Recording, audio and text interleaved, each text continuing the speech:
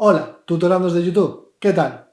En la clase de hoy vamos a explicar una de las fuerzas más básicas del universo. Me refiero a la fuerza de atracción universal entre dos masas dentro del modelo de Newton. Este vídeo es por tanto una continuación de otro anterior, la energía potencial gravitatoria, en el que tratamos cómo interactuaban energéticamente dos masas. En aquella ocasión ya explicamos cómo la tendencia de todos los cuerpos a reducir su energía potencial acababa provocando que las masas se atrayesen, pero en este nuevo vídeo vamos a ver con algo más de detalle cómo lo hacen. Para ello, aplicaremos el concepto de que la fuerza es un medidor de cómo se va reduciendo la energía potencial con la posición, tal y como explicamos en el vídeo acerca de potencia y fuerza. Así que vamos allá. El punto de partida era que si teníamos dos masas, una masa m1 y otra masa m2, separadas a una distancia x, entonces la energía potencial entre ellas era igual a menos la constante de gravitación g por la masa 1 por la masa 2 dividida entre dicha distancia x. Al representar esto en una gráfica, energía potencial frente a la distancia entre las masas, la gráfica tenía más o menos este aspecto, de tal modo que para que las masas reduzcan su energía potencial, lo que tienen que hacer es juntarse. Y las masas tenderán a juntarse, por tanto, con una cierta fuerza. Como ya hemos visto en vídeos anteriores, la fuerza es menos la derivada de la energía potencial con la posición. De modo que lo que tenemos que hacer es coger la energía potencial de Newton y derivarla.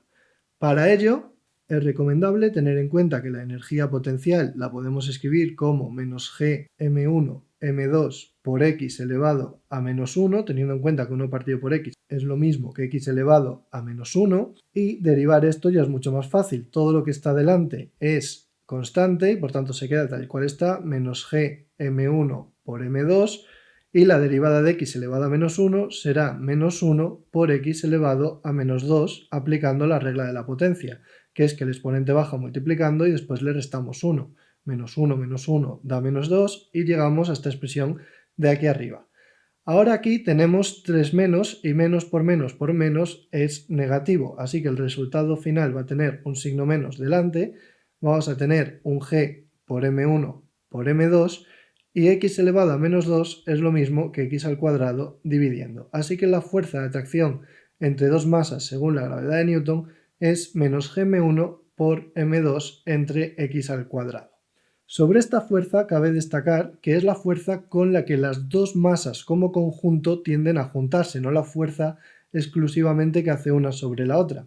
Se suele explicar así, pero en realidad ahí se están introduciendo sobre consideraciones sin explicarla.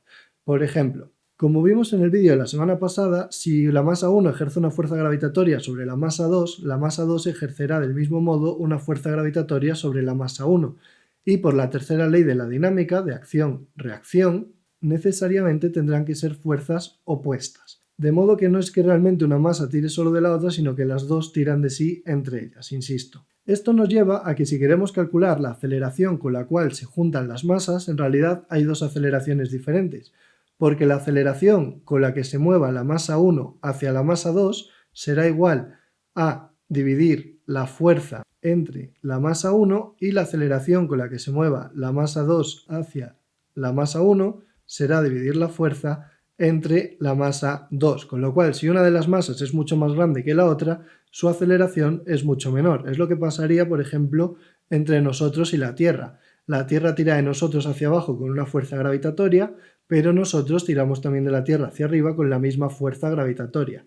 ¿Por qué percibimos que solo somos nosotros los que nos movemos y la Tierra se queda quieta? Porque la masa de la Tierra es absurdamente más grande y por tanto su aceleración es prácticamente cero, aunque esté sometida exactamente a la misma fuerza. Entonces, la aceleración total técnicamente será la aceleración de la masa 1 más la aceleración de la masa 2. La tendencia a juntarse total será cuánto se junta la 1 hacia la 2 y cuánto se junta la masa 2 hacia la masa 1. Y esto nos va a dar como resultado menos gm2 partido por x al cuadrado, que es lo que da dividir la fuerza entre la masa 1, menos gm1 entre x al cuadrado, que es lo que nos da dividir la fuerza entre la masa 2. De modo que la aceleración total realmente es menos g por la masa 1 más la masa 2 dividido todo ello entre x al cuadrado. Y esta sería la aceleración con la que se juntan dos masas en general.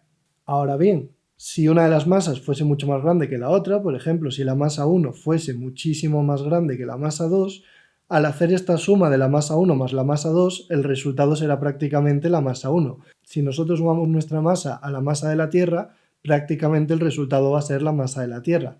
Con lo cual, en este caso, la aceleración sería simplemente menos g por m1 entre x al cuadrado y la masa pequeñita sería irrelevante. Esta fórmula de aquí es la que se suele enseñar, pero insisto en que parte de la hipótesis de que una masa, la masa 1 en particular, es mucho más grande que la otra masa. En el caso de que sean similares no podemos hacer esta aproximación y lo correcto sería tener en cuenta la versión anterior de la fórmula. Y para evitar tener que realizar las dos divisiones para calcular cada una de las aceleraciones, existe un concepto que simplifica un poco el proceso y que nos permite trabajar con dos masas que se están juntando como si solo fuesen una.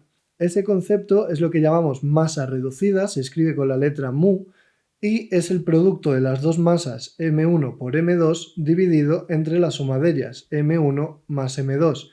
En el momento en el que introducimos esta masa reducida, podemos decir que la aceleración total es igual a la fuerza entre la masa reducida y vamos a comprobar que funciona y obtenemos el mismo resultado. Lo que obtendríamos sería menos g por m1 por m2 entre x al cuadrado y como estamos dividiendo entre m, lo voy a poner por separado, estamos dividiendo entre m1 por m2 por arriba m1 más m2. De modo que m1 por m2 se cancela y obtenemos de golpe menos g por m1 más m2 entre x al cuadrado. Como se puede ver, obtenemos de golpe la aceleración total usando simplemente el concepto de masa reducida en lugar de calcular dos aceleraciones y sumarlas. Por supuesto, no hace falta tener el concepto de masa reducida para nada, pero si se tiene en cuenta se pueden simplificar los cálculos. Esto será especialmente útil cuando veamos órbitas entre estrellas que tengan más o menos la misma masa, ya que habrá que tener en cuenta que las dos se mueven simultáneamente y que no podemos hacer la aproximación de que una de ellas es mucho mayor. Así que ya veis que cuando decimos que la Tierra ejerce una fuerza sobre nosotros, en realidad solo estamos contando la mitad de la historia. Porque nosotros realizamos exactamente la misma fuerza sobre la Tierra, solo que en sentido contrario.